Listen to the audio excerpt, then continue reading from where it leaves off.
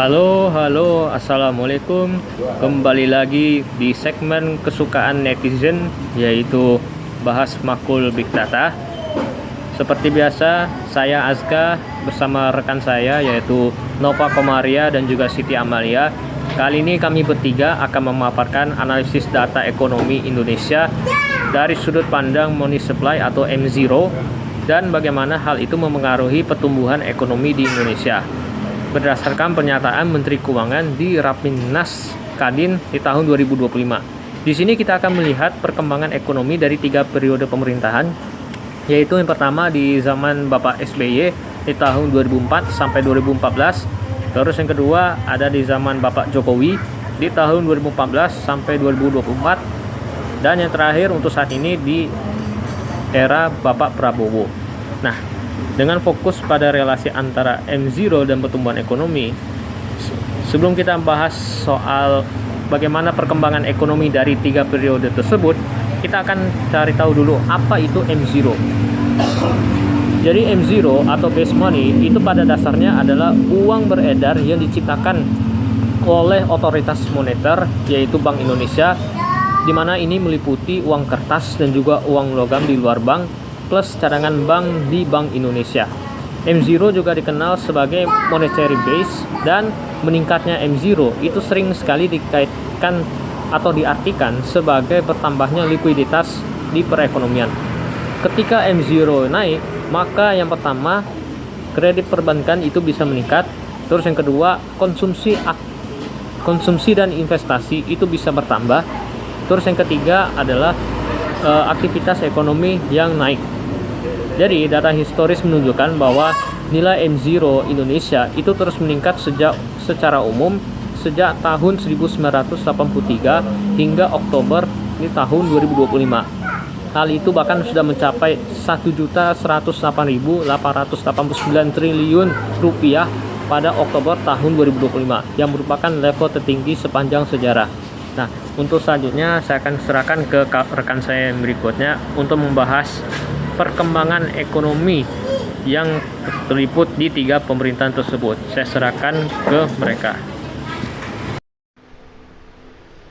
Selanjutnya di era Presiden SBY, yang mana pada era Presiden SBY ini ditandai oleh pertumbuhan ekonomi yang relatif stabil di kisaran sekitar 6% per tahun, yang mana kondisi ekonomi pada saat itu hutang pemerintah diturunkan dari level tinggi, cadangan devisa meningkat, dan fokus pada sektor real dan keterlibatan sektor swasta yang tinggi. Nah, walaupun data MO tidak tersedia secara lengkap secara kuartalan untuk era ini, namun pola umum ekonomi global menunjukkan bahwa peningkatan money base beriringan dengan ekspansi kredit dan investasi.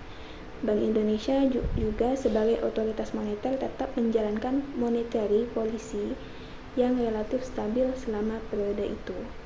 Nah, dalam pernyataannya, Menteri Keuangan Purbaya juga menyatakan bahwa pertumbuhan pada zamannya SBY itu lebih ditopang oleh sektor swasta, yang mencerminkan peningkatan aktivitas yang biasanya membutuhkan tambahan likuiditas dasar secara berkelanjutan.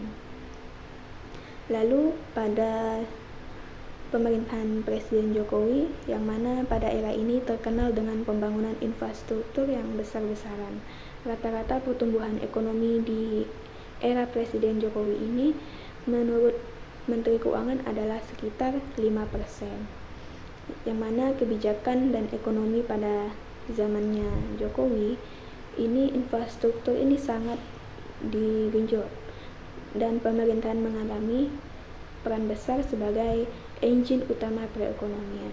Namun, menurut Menteri Keuangan yakni Purbaya, peran sektor swasta ini kurang dominan daripada era SBY, yang berimplikasi pada daya tumbuh real ekonomi.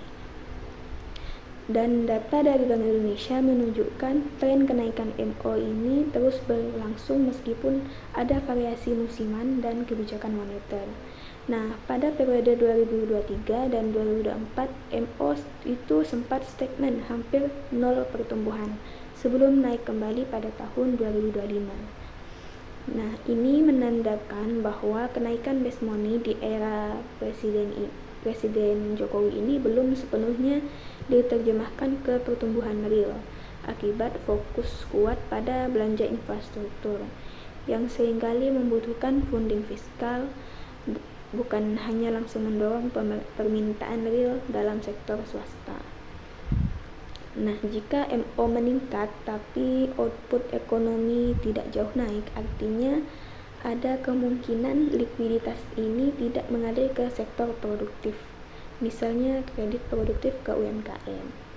Ini adalah era analisis yang menarik dengan big data flow antara BI, bank komersial, dan sektor real.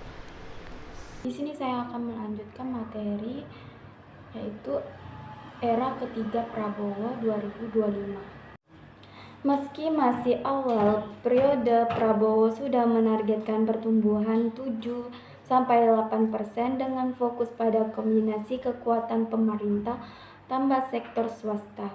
Menkum Purbaya di Rapimnas, ia menekankan dua mesin ekonomi yang aktif, government spending private sektor, sehingga menurunnya 6,5%. Pertumbuhan ekonomi bukan target yang sulit jika M0 dan likuiditas dapat lebih efektif mendorong sektor privat dan investasi.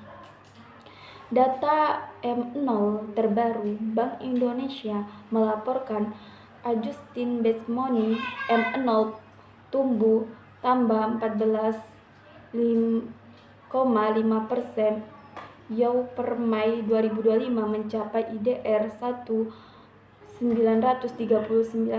triliun. Bukti likuiditas meningkat drastis di awal era ini.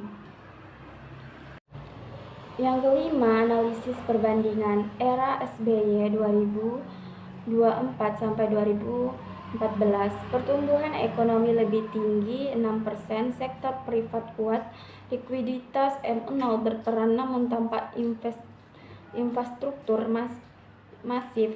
Era Jokowi 2014 sampai 2024, infrastruktur besar, pertumbuhan lebih modern 5%, M0 naik tapi dampaknya ke sektor real kurang maksimal. Era Prabowo 2025, M0 naik sangat signifikan. Kombinasi pemerintah tambah privat diharapkan mendorong pertumbuhan. Data analisis perspektif lonjakan M0 tidak otomatis berarti naiknya ekonomi real jika aliran modal tidak menunjuk sektor produktif. Ini penting untuk dianalisis dengan dataset general antara BI, perbankan, BPS, dan real sektor output. Yang terakhir, kesimpulan, M0 merupakan indikator penting likuiditas ekonomi, tetapi perlu dipadukan dengan analisis aliran kredit, investasi, dan konsumsi real. Era SBY sektor privat menguat, dan era Jokowi investasi pemerintah dominan, dan era Prabowo potensi kombinasi kedua sektor ini menunjukkan bahwa fungsi M0 bersifat kontekstual terhadap struktur ekonomi, bukan sekedar angka besar di statistik. Sekian dari penjelasan saya. Kurang lebihnya saya minta maaf. Wassalamualaikum warahmatullahi wabarakatuh.